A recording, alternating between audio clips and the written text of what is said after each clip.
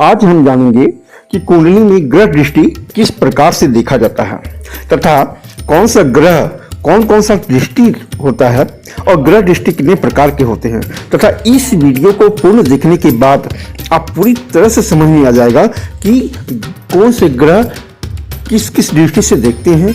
सभी ग्रह अलग अलग दृष्टि से देखते हैं, इसलिए इस वीडियो को आप पूरा देख लेने के बाद आप भली भांति सीख जाएंगे। तो सबसे पहले यह जानते हैं कि ग्रह दृष्टि कितने प्रकार के होते हैं। तो ग्रहों की दृष्टि 4 प्रकार की मानी गई है, ठीक है ना। सर्वप्रथम एक पाद, दूसरा द्विपाद और तीसरा त्रिपाद दृष्टि से देखता है और चौथा पूर्ण दृष्टि से देखता है। तो अब हम सभी ग्रहों को विस्तार से जानेंगे कि कौन कौन सी दृष्टि होती है। तो सर्वप्रथम यह जाने कि सूर्य ग्रह जहां भी आपकी कुंडली में जहां भी बैठा हुआ है वहां से तीसरे स्थान और 10वें स्थान को एक पाद दृष्टि से देखता है। इस बात को आप नोट करते चले जाएंगे तो आपको कहीं दिक्कत नहीं होगी। और सूर्य जहां बैठा हुआ है वहां से 5वें भाव और 9वें भाव को गिनती करके देखें तो वो द्विपाद दृष्टि से दिखता है। और चौथे भाव और अष्टम भाव को जिस जगह बैठा हुआ वहां से गिन करके चौथे भाव में जाइए और अष्टम भाव में जाइए तो वहां से आप त्रिपाद दृष्टि से दिखता है। और पूर्ण दृष्टि से जहां बैठा हुआ वहां से सप्तम भाव को सूर्य दिखता है। उसी तरह से चंद्र का भी वही है कि वो तीसरे 10वें को एक पाद, पंचम और नवम को द्विपाद और चतुर्थ और अष्टम में त्रिपाद और सप्तम भाव को पूर्ण दृष्टि दिखता है। लेकिन मंगल 3 जगहों में पूर्ण दृष्टि रखता है, इसलिए मंगल के बारे में जान जाए कि तीसरे और 10वें स्थान जहां भी मंगल बैठा हो वहां से तीसरे और 10वें को एक पाद दृष्टि से दिखता है, पंचम और नवम को द्विपाद दृष्टि से दिखता है और चतुर्थ और अष्टम को त्रिपाद से दिखता है। लेकिन चौथे भाव और सप्तम भाव और अष्टम भाव जहां बैठा हुआ है वहां से चौथे भाव, सप्तम भाव और अष्टम भाव में मंगल की पूर्ण दृष्टि रहती है। इस बात को आप ध्यान रखेंगे।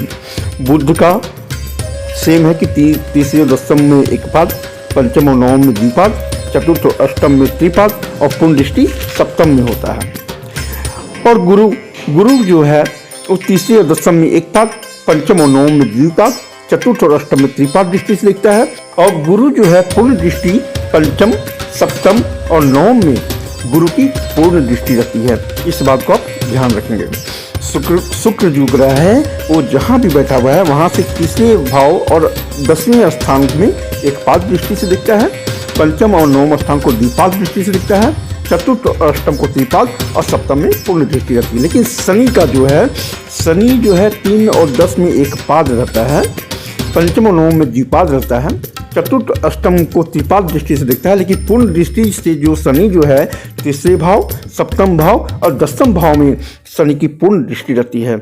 इस बात को आप नोट करते चले जाएंगे तो आप किसी भी कुंडली देखने के बाद आप जान सकते हैं कि किस ग्रह का कहाँ पे क्या दृष्टि दे रहा है, ठीक है ना।